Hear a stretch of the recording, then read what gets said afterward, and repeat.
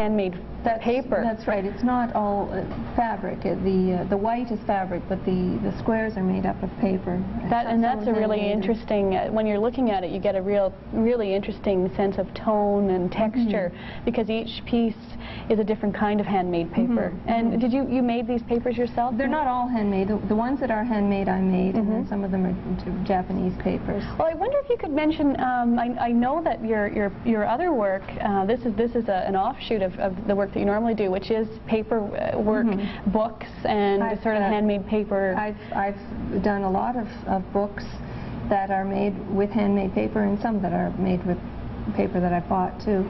And I've also done sculptural work with paper pulp, working directly with the wet pulp and casting it actually on rocks. And forming it sculpturally. And forming it sculpturally, yes.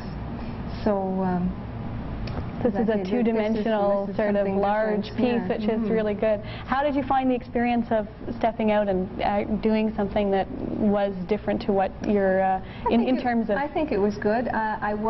Because I work in books a lot and I'm using text, I originally was going to use words with this because that's what I do, and then I realized that I didn't need words, and that was a revelation for me, because to realize that I was just trying to put words in because I normally use words made me step back and say, oh, you're falling into a rut here. Yep. My contribution to the Not True to Form show is entitled Homage to Henry Miller, a Revolutionary Writer. If there ever was a writer who was not true to form, it is certainly Miller. I sincerely believe that he is one of the most important English language writers of this century. Miller did as much to revolutionize the writing of prose as Walt Whitman did to revolutionize the writing of poetry. Miller helped his novel escape from the prison of the ivory tower, where form and structure are used as the bars of the cells. Like Whitman, Miller often contradicts himself. This is primarily because both writers attempted to embrace all of life, and life too contradicts itself. Neither wrote from a program. Such a willingness to embrace all of life is also why they both wrote about things that offended the prudes, the programmatic and the dogmatic. Part of Henry Miller's charm is his ingenuousness, his openness, his willingness to acknowledge, appreciate without judgment or qualification those who have influenced him. As an example of this, and of his fondness for lists, I'm going to read a short passage from his book entitled The Books in My Life. This piece is a response to the question of his own literary influences.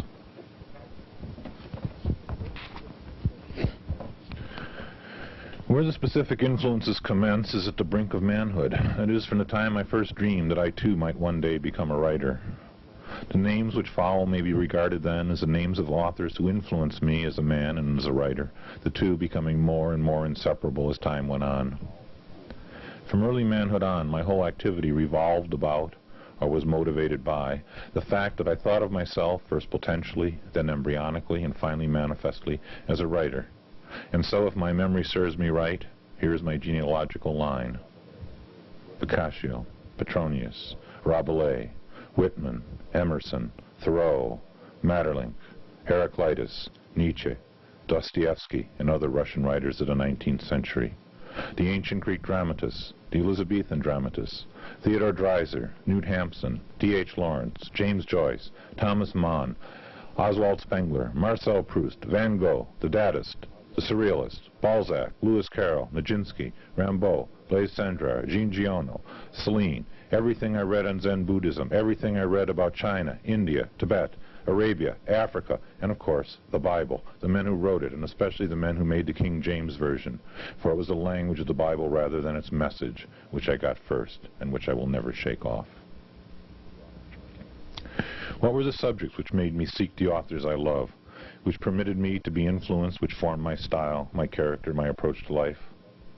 Broadly these: the love of life itself, the pursuit of truth, wisdom and understanding, mystery, the power of language, the antiquity and the glory of man, eternality, the purpose of existence, the oneness of everything, self-liberation, the brotherhood of man, the meaning of love, the relation of sex to love, the enjoyment of sex, humor, oddities and eccentricities in all life's aspects, travel, adventure, discovery, prophecy, magic, white and black, art, games, confessions, revelations, mysticism, and more particularly the mystics themselves, the varieties of faith and worship, the marvelous in all realms and under all aspects. For there is only the marvelous and nothing but the marvelous. Have I left out some items? Fill them in yourself. I was, and still am, interested in everything, even in politics, when regarded from the perspective of the bird. But the struggle of the human being to emancipate himself, that is, to liberate himself from the prison of his own making, that is for me the supreme subject. That is why I fail, perhaps, to be completely the writer. Perhaps that is why, in my works, I have given so much space to sheer experience of life. Perhaps, too, though the critics so often fail to perceive it, that is why I am powerfully drawn to the men of wisdom, the men who have experienced life to the full and who give life.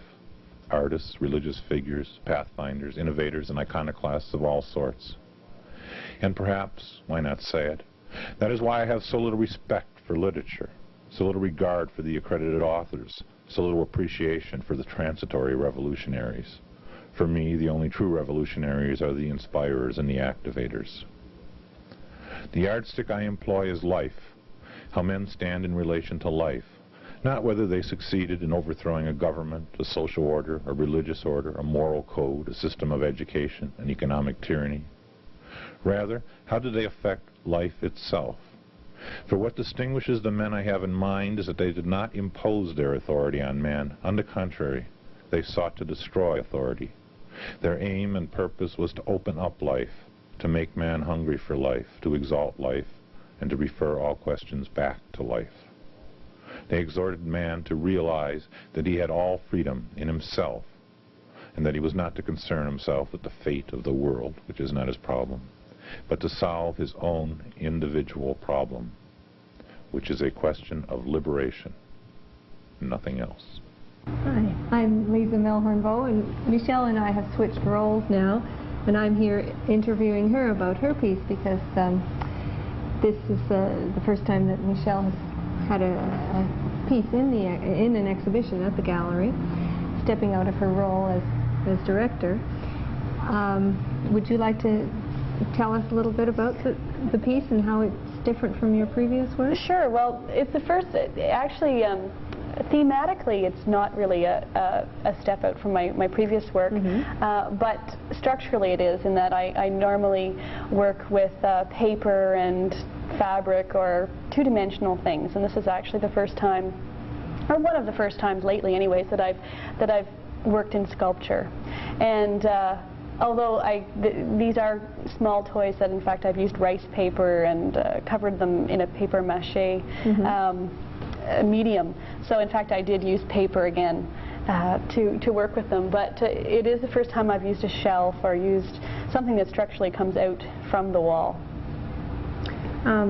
They really appeal to me. They're so little and clean looking, and well, you say they're toys, and I guess I too as a child liked to play with little things and had a collection of tiny objects, so I find them very appealing.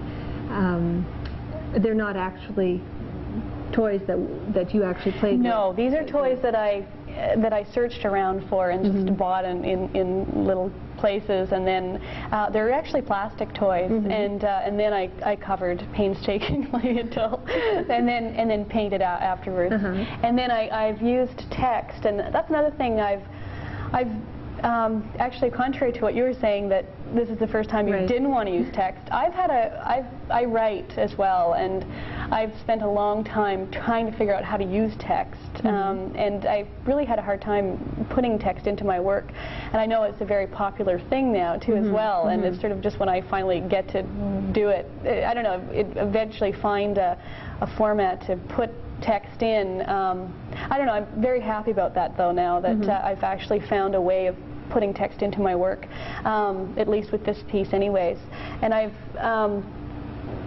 chosen words that, the piece is called When I Was 4, and it relates back to just very early memories that I have, just my first memories of really the home, because that's the first thing that I remember. And all the words relate images that I have of those first objects, like pillow and bedspread, and you know, when you think that life starts really in a bed and then sort of moves outwards. So I have words that are about the bedroom and about bedspread, you know, and then kitchen and then garden, and then at the end I use words that are environmental, because I remember going out into the garden and having first experiences with trees and flowers and rivers and earth, just earth as a simple thing. I'm here with Maurice La Rochelle now, who's a new member of the gallery and is exhibiting a piece. It's entitled "Where Are We Going?" I wonder if you could tell us a little about it, Maurice. Well, the piece came together when I was thinking up a piece, and I wanted to do something on North American culture and where we're heading in the future. So I clipped magazine clippings, and there's a variety of stuff from environment to diseases, sex, violence. And you even have money, I noticed. Money, currency. Yep. I don't know what else to say. And I remember actually that you had just become a member of the gallery, and we told you about this show, and you had really not too much time to come up with an idea, and I think you worked really, really hard, and that weekend must have just gone crazy putting it together. That's great. 3 days. Yeah. So I hear you actually found the suitcase? Yeah, I picked it up in the garbage, and just because I wanted something three-dimensional, and I thought this would be a good idea. Does it have to, I like when you see the suitcase and you see the images, it also gives you the idea of a sort of well-traveled person, or, you know, the trunk with all the emblems of the different countries sort of feeling, except that when you get into it, you realize that the images are not of, you know, Europe and going to Mexico. They're actually really images, contemporary images that you might come across in your travels. You know, things that you might come across. Maybe I'll just turn it here. You can check out the other side. It's really a dynamic piece, and it's very intriguing, the sort of different images, how you've placed images like you know, women in bathing suits beside you know, killers. It really gives you an idea of what the sort of environment we're living in right now. So I wonder if you could maybe mention now, your previous work is pottery, and this is quite a step out of that realm. How did tell me about your pottery? What sort of work you do? Well, I like to do sculpture actually more than pottery, but this is sort of the style that I do. I also like to paint. I paint in watercolor, abstracts, and mostly just abstracts and watercolors. A lot of different multimedia type stuff, yes. Pastels, I like pastels. And I like Impressionism, is one of my favorites in watercolor. And I like sculpture and abstract, and maybe that's why I might have come up with this idea, because it is kind of abstract in a way. And, that's really a step out. It's I think, a really great piece. Well, thank you very much for joining us. Thank you. Okay. Hi, I'm here now with Tsukiko Kyo, who's exhibiting her work, Prepare Now for the Future and Lasting Peace of Mind at the Whitewater Gallery. It's a fabulous piece, Tsukiko. I'm really impressed by it. I wonder if you could tell me a little about it. Okay. Well, when I started out, it was a different idea originally. The whole point was the idea of creating a private, beautiful world in amongst all the garbage and pollution and disgustingness that's like the image that you have up here with the smokestack and the flowers growing. And I planted these beautiful daisy-like flowers in this very shiny, beautiful toaster, and you actually took the toaster apart I completely gutted it, and then I planted the flowers in the toaster. With earth and... Yeah. But obviously they're not doing too well, and now they're dying. So I have a whole new idea formulated about the conflict between nature, simple nature, and the glare and slickness of technology, and sort of the competition, and obviously nature's losing. So it sort of actually kind of says a lot about my life, and trying so hard to make something beautiful and then going anywhere with it. It's just kind of failing. Well, I think it's interesting too, though, that there are new buds. I mean, there's the flowers themselves have died, but the green is still really very bright, and it still has that feeling of growth within a technological environment. And you know, when your eye looks up towards the other flowers above here, it's almost as though the color up there supplements what is no longer here. Because it could also be along the lines of that the superficial beauty of the blooms have died, but you know, the leaves are still very strong and resilient, which is very shocking, actually. I'm surprised the whole thing hasn't turned black. Yeah, no, I did notice that there is, you know, some really fresh buds. This is a real step out for you from your previous work. What kind of work were you doing before this sort of installation-oriented?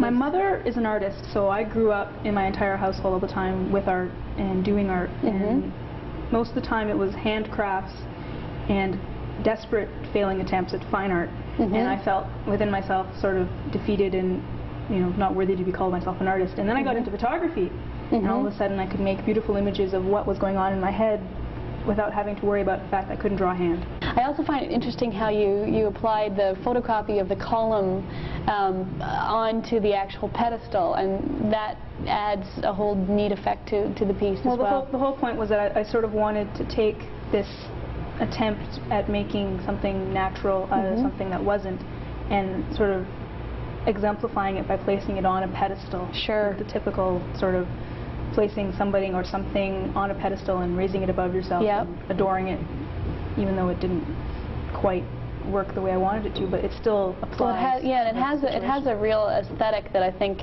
even the quality of the toaster, that, you know, you really did find a great toaster that has an Art Deco sort of look and a column, like, I don't know, just the whole piece really has a nice elongated sort of aesthetic to it, which I think is really strong. The whole idea, yeah. Yeah, well, thank you very much. No problem. Hi, we're back full circle with John Weiss's piece, and we're lucky enough to actually have John Weiss himself here. Hi, John. Hi, Michelle. Hi, it's nice to have your work here. Can you tell us about it? I sure would like to do that for you. This is sort of a witty piece called Oops, Dorothy, Don't Forget to Wear Your Rubbers, It Ain't Oz Anymore, as a safe-sex social commentary, how people should be very aware of practicing safe sex at all times when they're rolling in the hay and having a good time, otherwise they're in deep muck. And also to announce the fact that North Bay has its very own AIDS Society, or AIDS health group and support group for people who are HIV positive, and just the very importance of safe sex. It's whoops, Dorothy, don't forget your rubbers, and it's a woman's responsibility to make sure that latex is on properly, because I know some girls out there just don't connect with that kind of feeling, and it's their responsibility as well as the male's responsibility if we don't want to be in deep muck. Okay. So, education is knowledge and power. Great. Thank you so much for joining us. Thank you, Michelle. Okay. Pleasure being here. And thank you for joining us. We'll see you next time.